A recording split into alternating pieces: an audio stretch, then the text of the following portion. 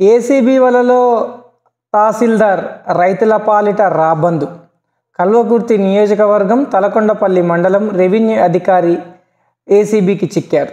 గత కొన్ని నెలలుగా వరుస కథనాలు ఎంఆర్ఓ కార్యాలయంపైన ఎంఆర్ఓ పైన వస్తున్న అవినీతి ఆరోపణలపై నిమ్మకు నీరెత్తినట్లు వ్యవహరించిన రెవెన్యూ జిల్లా యంత్రాంగం ఈరోజు అంతారం గ్రామానికి చెందిన రైతు పొలం తన పొలం మార్పు చేయడం కోసం 1,50,000 డబ్బులకు మాట్లాడుకొని ఈరోజు 10,000 రూపాయలు లంచం తీసుకుంటుండగా రెడీ హ్యాండెడ్గా ఎంఆర్ఓని పట్టుకున్న ఏసీబీ అధికారులు ఒక్కో పనికి ఒక్కో ధర నిర్ణయించి గత కొద్ది కాలంగా తలకొండపల్లి మండల పేద రైతులను పీడిస్తూ డబ్బులు వసూలు చేస్తున్న ఎంఆర్ఓ తిమింగలం నేడు ఏసీబీ వలలో చిక్కుంది.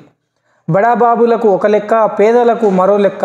డబ్బులు ఇస్తేనే ఫైల్ ముందలికి కదిలే వ్యవస్థను తయారు చేసి ఎంఆర్ఓ కార్యాలయం అంటేనే రైతులు బొంబెలెత్తే పరిస్థితికి తలకొండపల్లి తహసీల్దార్ కార్యాలయం తీసుకొచ్చిన వైనం.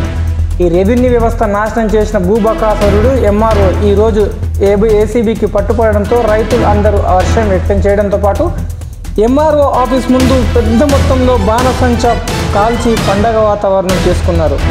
దసరా రోజు నరకాసురుని వధ జరిగితే ఎంత సంతోషపడ్డారో నేడు తలకొండపల్లి ప్రజలు రైతులు అంత సంతోషపడుతున్నారు. ఇలాంటి అవినీతి తిమింగలాలు తెలంగాణ రాష్ట్ర వ్యాప్తంగా ఎన్నో ఉన్నాయి. వాటిని పట్టి బంధించి చెరసాలకు పోతే తప్ప రైతుల కష్టాలు కొలిక్కి రావు.